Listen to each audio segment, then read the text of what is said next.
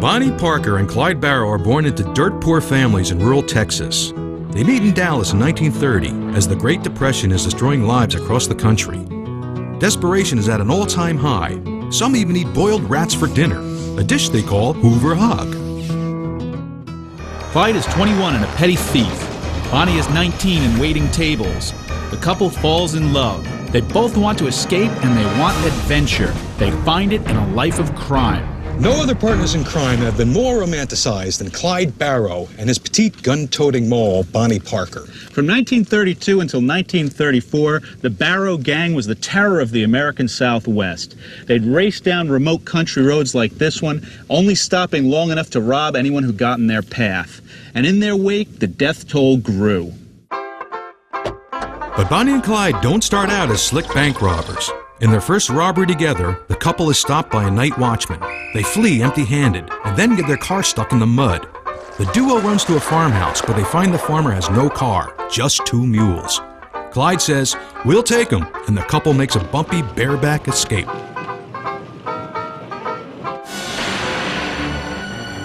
They get better fast. They rob banks and armories from Kansas to New Mexico. The FBI isn't a force until 1935, so Bonnie and Clyde hit border towns and slip across state lines where local cops can't follow. Their getaways are not always easy, and in 2 years, the Barrow gang kills 12 people.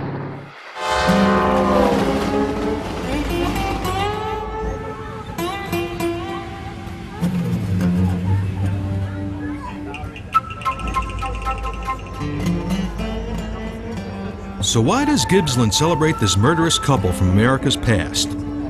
We asked Bob Higby. He plays the town sheriff during the festival's bank robbery reenactment.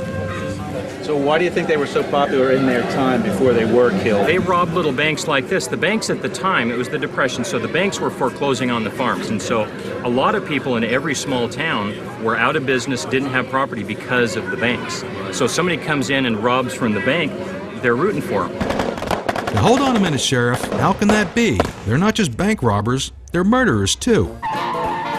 To the public, Bonnie and Clyde are Romeo and Juliet with guns.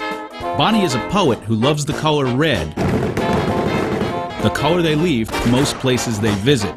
She adds a feminine touch in the male world of 1930s gangsters like Dillinger, Machine Gun Kelly, and Al Capone, to name a few. I have my scar. It's the Bonnie pose. The couple's MO is simple. Bonnie waits in the getaway car while Clyde holds up the bank. They never actually rob a bank in Gibsland, but this Bonnie wants to join in the action anyway. I feel like I'm in 1934. For the people of Gibsland, a Bonnie and Clyde style bank robbery is fun for the whole family. And it looks like the show is about to begin.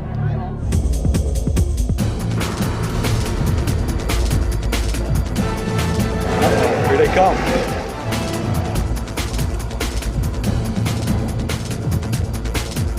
Hey, I think somebody's robbing the bank.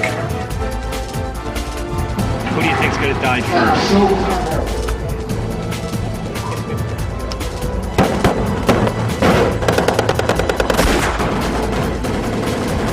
Yeah, I think we're in the crossbar.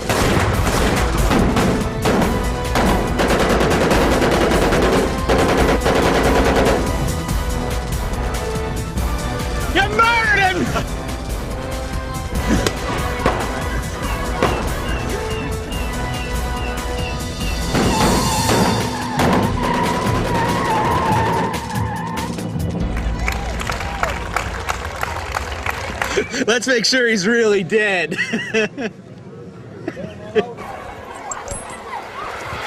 Well, they sure know how to throw a party here in Gibsland. In February 1930, Clyde is sentenced to 14 years of hard labor for burglary and sent to Easton Prison Farm in Texas, a place inmates nickname Burning Hell.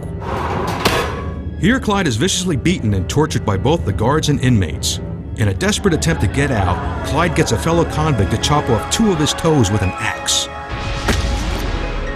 He gets a pardon and he is released in February 1932. He vows to die before ever being locked up again. Bonnie and Clyde are reunited and the Barrow gang robs and shoots its way across the Southwest.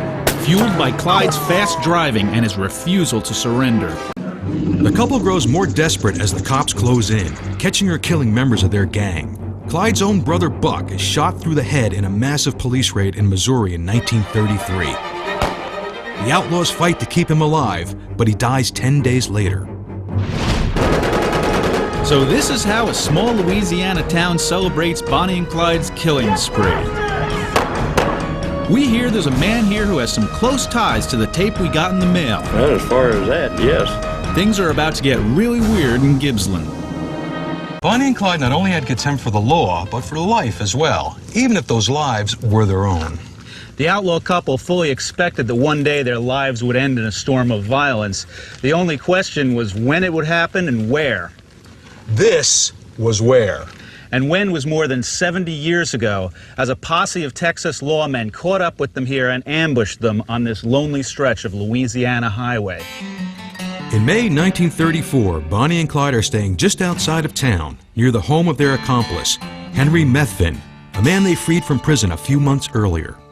Meanwhile, the police offer Methvin a pardon when he agrees to let them use his father's truck to lure Bonnie and Clyde into an ambush. It looks like the entire town of Gibsland is here to see the famous ambush. Even the Boy Scouts. Clyde Bear is roaring down the road in his 1934 Ford. What brings people out here year after bloody year? It's Clyde Barrow. It's Barrow, for sure. Having a little trouble with the car here. That's right. Having a little trouble here.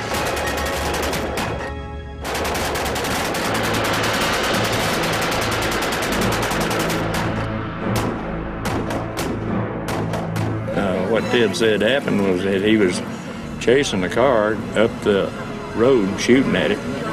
The car stopped over in a ditch. He jerked the door open on Bonnie's side, and the little lady was leaning up against the door, and she fell out. And he caught her. And he told me, he says, son, she was breathing when I caught her. And by the time I gathered her up to put her back in there, she wasn't breathing anymore. They're dead, both of them.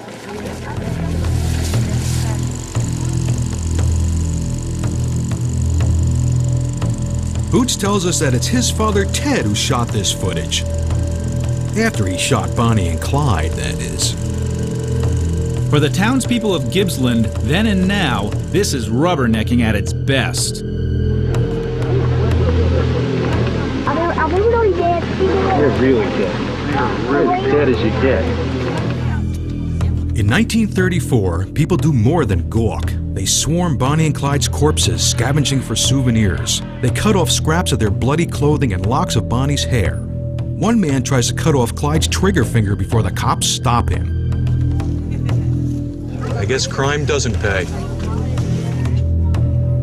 The end of Bonnie's poem reads, Someday they'll go down together and they'll bury them side by side. To few it'll be grief, to the law a relief, but it's death for Bonnie and Clyde. They died in a barrage of nearly 200 bullets, but the question remains, why not surrender instead of fighting to the death? Well, the answer is obvious. If Bonnie and Clyde had surrendered, they would have been taken back to Texas and tried. Bonnie would have gone to jail, and Clyde would most likely have gotten the electric chair, a famous one called Old Sparky. It's been unplugged for 40 years, but we hear it's the main attraction in a museum one state over. Texas.